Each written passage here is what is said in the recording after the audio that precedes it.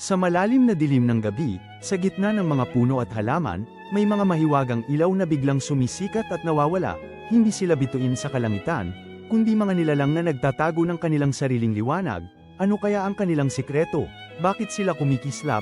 Ang mga alitaptap ay gumagamit ng isang kamanghamanghang proseso na tinatawag na bioluminescence. Bawat species ay may sariling kakaibang kumpas at pattern ng kislap. Ito ay higit pa sa ganda. Ito ay isang complex na sistema ng komunikasyon upang manligaw, magbabala sa panganib, at kahit maghanap ng pagkain. Ito ang kanilang wikang binuo mula sa purong liwanag.